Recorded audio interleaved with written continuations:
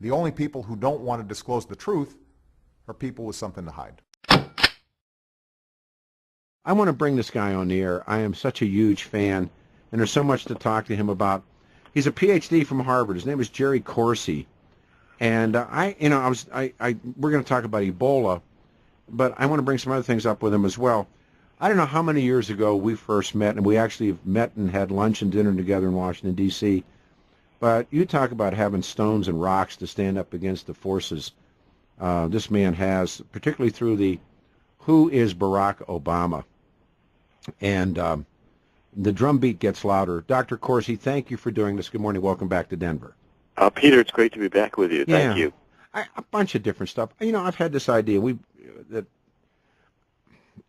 is not why you're with us, but that if we could somehow get to Donald Trump and do what, as you know, with a PhD from Harvard, scientists do it, academicians do it, where they all gather in a seminar, a symposium, exchange ideas, and then deliver a white paper at the end of it with conclusions.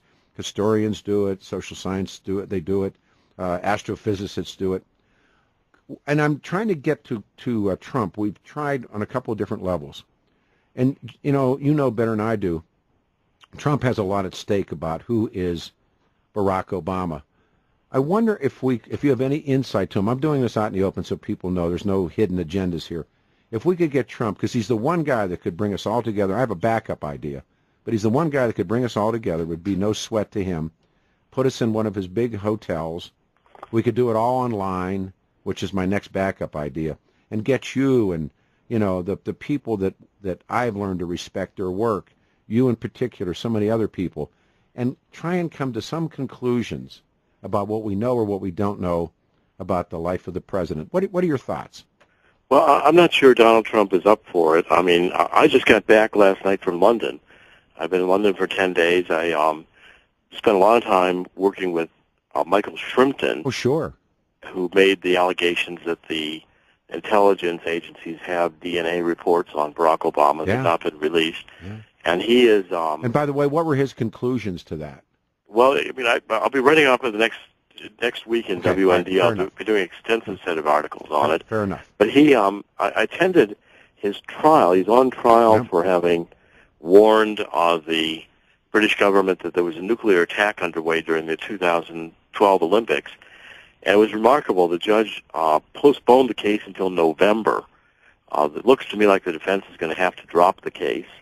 I spent the week really going deeply into who Michael Shrimpton is and his intelligence contacts in London. And there's, while I was there were two articles that came out. One, the British government announced they were going to beef up security at any sporting event the Queen or top government officials attended. And, of course, President Obama attended this nuclear summit saying that the greatest threat was nuclear attacks on cities. Mm-hmm. So I think Shrimpton's got a lot of background here. Also, I'll be writing about Christopher Monckton. I met with Lord Monckton, and he's prepared to really take the Obama birth certificate challenge into a court level. I'm not sure yet what the prospect for success on that would be, but I know he has not given it up. I spent a good deal of time with him in London. So, there's a lot of things coming out of the EU and out of London. They're not being reported in the United States. There's tremendous unrest and dissatisfaction with the EU, and what's going on right now in the Ukraine, I think, is really showing the complete weakness of both EU, NATO, Obama, the United States. We have absolutely no influence. Putin's being today reported laughing at President Obama. Mm-hmm. It reminds me of the period of time when, prior to World War II, when the world stood by and Nazi Germany grabbed this country after one country after another, and the world stood by and did nothing. Now, I'm not saying a war is what's appropriate here, but I am saying that we're going through a period of Russian aggression here, and the Obama administration seems to, off seeing the Pope today. Yeah, I saw that.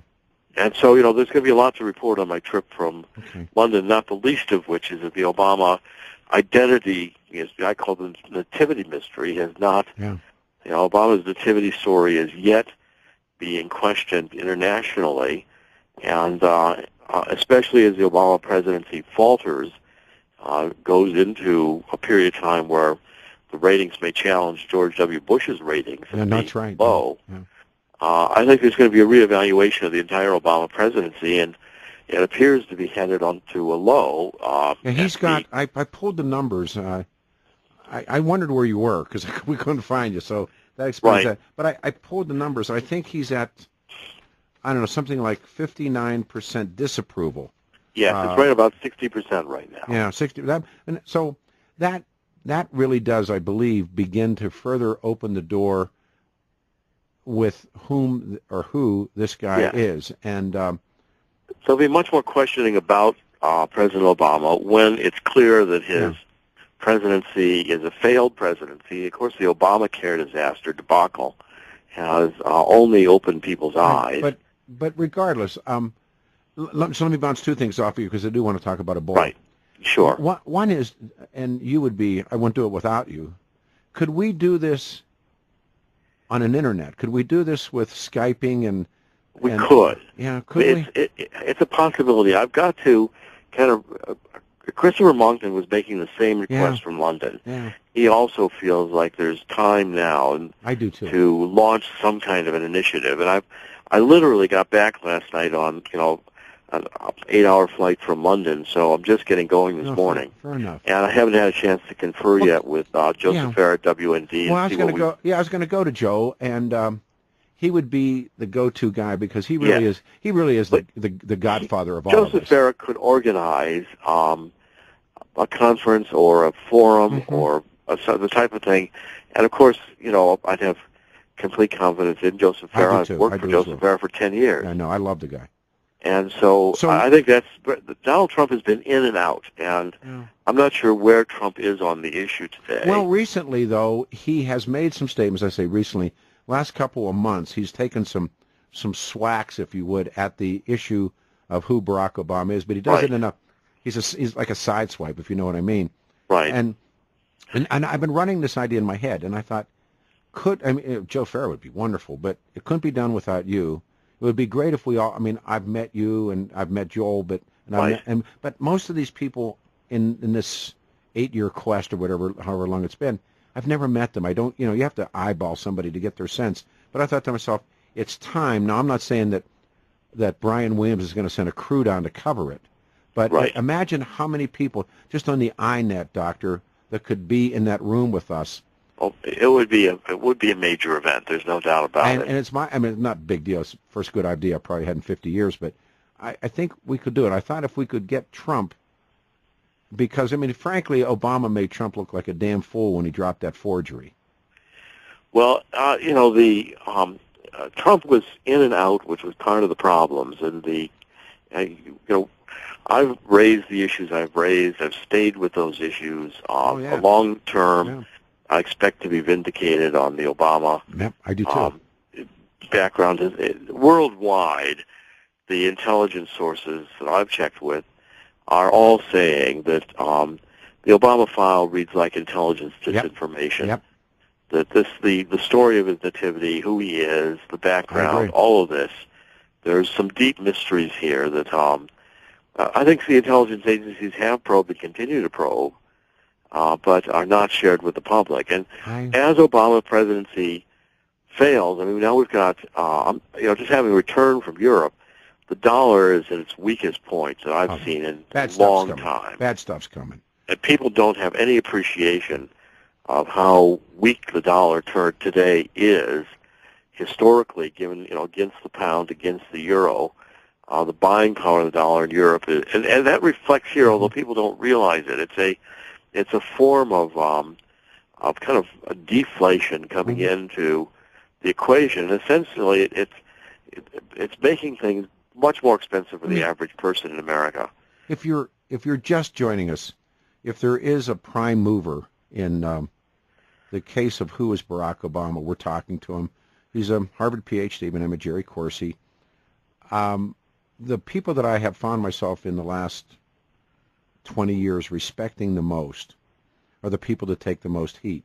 I put Robert Spencer on that list, you, Tom Tancredo. I get on a list of people.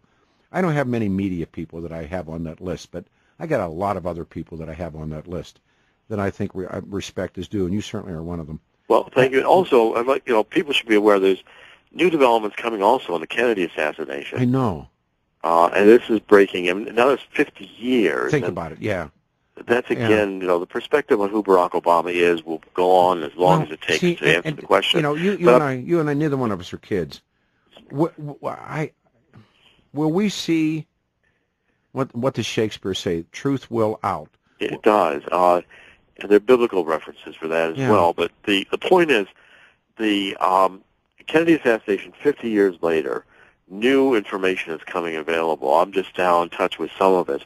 And I wrote the book on who really killed JFK, and I think I broke new ground in that book, really exposing Allen Dulles and the intelligence agencies.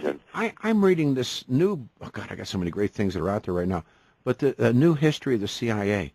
Well, and I've never been a fan of. Which one are you reading? The two brothers one is a very good one on about the Dulles brothers. About Allen and John Foster. That's no, an excellent book. This is. Come on, my mind isn't working. But just email me when you get it. Okay, but it's precisely about Allen and another John good book I was reading on the airplane, both ways, is this A Cruel and Shining Act, which is a secret history of the Kennedy assassination.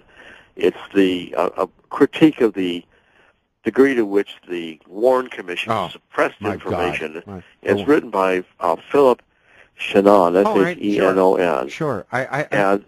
He did the 9/11 Commission as well. Let me do this. I'm really backed up here. I want to do this. You hang on. Can you stay with us? Because we'll finish up with this, and I really want to get your conclusions on a seminar. And then I want to talk about Ebola. One of my true favorites, Dr. Jerry Corsi's here. The only people who don't want to disclose the truth are people with something to hide.